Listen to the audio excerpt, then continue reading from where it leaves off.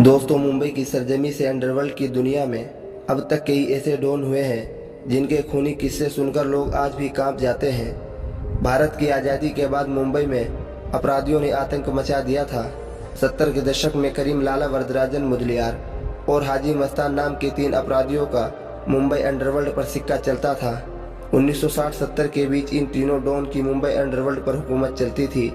इन तीनों ने मुंबई को 3 पार्ट में बांट दिया था। इनका मुंबई में एक ही कानून चलता था कि कोई किसी के काम में टांग नहीं अड़ाएगा। जब तक तीनों अपने अपने इलाके में हुकूमत करते थे तब तक अंडरवर्ल्ड में खून खराबा नहीं होता था। इसी बीच जुर्म की दुनिया में एक और माफिया की एंट्री होती है और इसका नाम था दाऊद इब्राहिम। मुंबई में एक और जुर्म का बादशाह आ गया था जो मुंबई को अपने इशारे पर चलाना चाहता था। मुंबई अंडरवर्ल्ड में दाऊद इब्राहिम के आने के बाद मुंबई की स्थिति बदल गई। दोस्तों, क्या है मुंबई अंडरवर्ल्ड की कहानी, तो चलिए जानते हैं। दोस्तों, स्वागत है फिर एक बार द गिरोथ की नई वीडियो में। दोस्तों, हाजी मस्तान मुंबई का पहला अंडरवर्ल्ड डॉन माना जाता है। हाजी मस्तान ने मुंबई अंडरवर्ल्ड को एक नई पहचान दी। उसने ग्लैमर को अंडरवर्ल्ड के साथ लाकर खड़ा कर दिया था। हाजी मस्तान को लोग बाहुबली माफिया तस्कर हाजी मस्तान के नाम से जानते थे। हाजी मस्तान का जन्म तमिलनाडु के कुड्डालोर में 1 मार्च 1926 को हुआ था। 1970 तक हाजी मस्तान मुंबई में अपना एम्पायर स्थापित कर चुका था। मस्तान तमिलनाडु से मुंबई जो बनने आया था वह उससे ज़्यादा बन चुका था। हाजी मस्तान पूरे मुंबई में अपना साम्राज्य फैला चुका था। हाजी मस्तान काफ़ी अमीर था। बाहुबली तस्कर माफिया हाजी मस्तान को सफ़ेद सूट पहनने और मर्सिडीज़ की सवारी करने का बहुत शौक था। उसे विदेशी सिगरेट और सिगार पीने का भी बहुत शौक था। उसके हाथ में हमेशा विदेशी सिगरेट और सिगार दिखाई देता था। हाजी मस्तान ने ही वरदराजन मुदलियार उर्फ वर्धा और माफिया करीम लाला को आगे बढ़ाया था। करीम लाला अफगानिस्तान के कुन्नार प्रांत में 1911 में पैदा हुआ था। मुंबई अंडरवर्ल्ड की दुनिया में उसकी खूब चलती थी। वह मुंबई में तस्करी समेत कई गैर कानूनी धंधे करता था। करीम लाला को बाहुबली माफिया तस्कर हाजी मस्तान असली डॉन कहा करता था। करीम लाला को अपराध की दुनिया में आगे बढ़ाने वाला भी खुद मुंबई अंडरवर्ल्ड की दुनिया का बेताज बादशाह हाजी मस्तान ही था। मुंबई में करीम लाला का काफ़ी प्रभाव था। अपराध की दुनिया में उसकी तूती बोलती थी। केवल 21 साल की उम्र में करीम लाला पेशावर के रास्ते मुंबई पहुंचा था। इसके बाद उसने यहां अपना धंधा शुरू कर दिया था। वह 1940 तक तस्करी के कामों में अपना दबदबा कायम कर चुका था। इसके बाद उसने मुंबई में जुए और दारू के अड्डे खोल दिए। मुंबई अंडरवर्ल्ड की दुनिया में एक और बादशाह था जिसका नाम था वरदराजन मुदलियार। वरदराजन मुदलियार 1926 में प्रसाद प्रेसिडेंसी टूटुकुडी में पैदा हुआ था। यह अपनी ज़िंदगी में बहुत जल्दी अमीर बनना चाहता था। शुरू में वरदराजन मुदलियार छोटी मोटी नौकरी करता था। बाद में वह मुंबई चला आया। वरदराजन मुदलियार 34 साल की उम्र में मुंबई की ओर रुख किया और वीटी स्टेशन पर कुली का काम करना शुरू कर दिया था। कुली का काम करने के दौरान ही वरदराजन मुदलियार अवैध शराब के कारोबार से जुड़ा। जब वरदराजन मुदलियार मुंबई आया था उन दिनों मुंबई अंडरवर्ल्ड में हाजी मस्तान और करीम लाला की हुकूमत चलती थी। ऐसे में वरदराजन मुदलियार ने अपना धंधा शुरू कर दिया। वरदराजन मुदलियार अपने कारोबार को जल्द से जल्द आगे बढ़ाना चाहता था, जिसके लिए वह मुंबई के डॉन हाजी मस्तान से मिला। हाजी मस्तान वरदराजन मुदलियार के काम से काफ़ी ज़्यादा प्रभावित था और हाजी मस्तान ने वरदराजन को अपने साथ मिला लिया। इसके बाद हाजी मस्तान और वरदराजन दोनों साथ काम करने लगे। इसी दौरान हाजी मस्तान ने वरदराजन को करीम लाला से मिलवाया। कुछ ही दिनों में वह मुंबई अंडरवर्ल्ड में अपनी पहचान बना चुका था। वरदराजन हत्या की सुपारी लेने से लेकर ड्रग्स की तस्करी करने जैसे मामलों को खुद संभालने लगा। उस समय इन तीनों डॉनों के इलाके बटे हुए थे।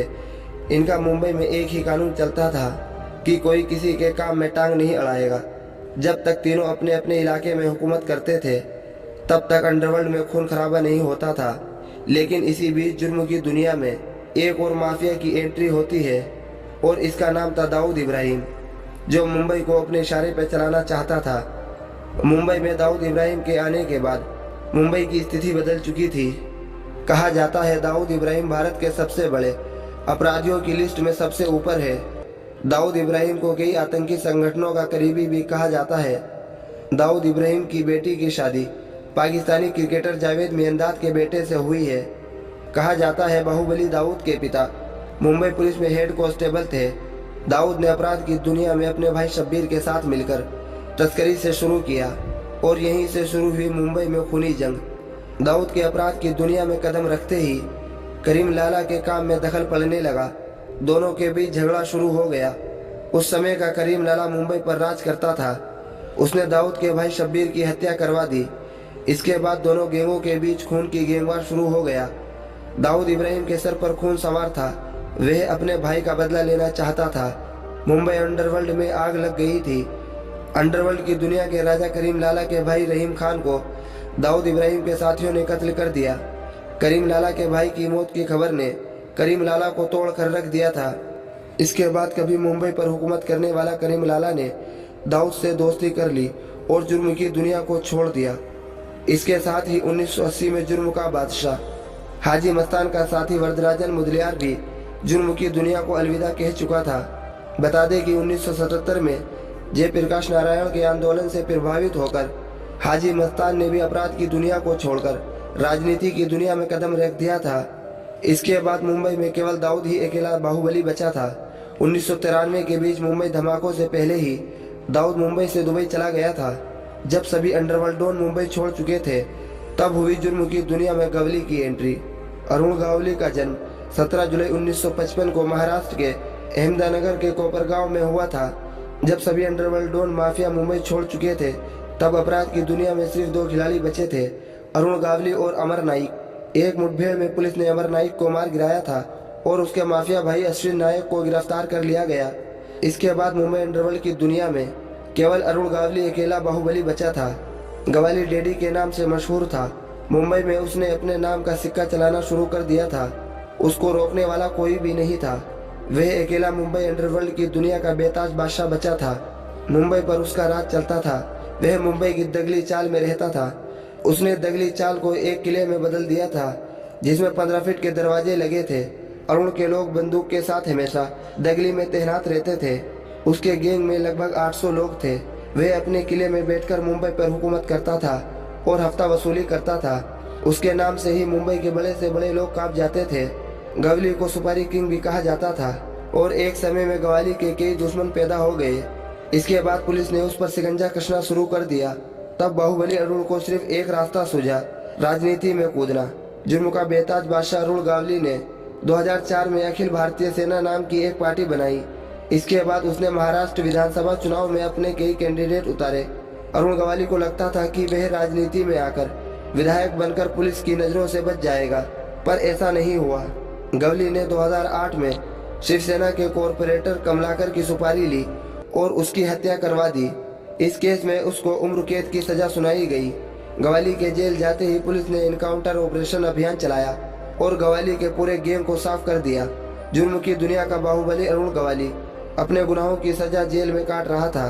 जाहिरी तौर पर उसने अपराध की दुनिया को छोड़ दिया, फिर भी वह मुंबई में रहने वाला एकमात्र डॉन था।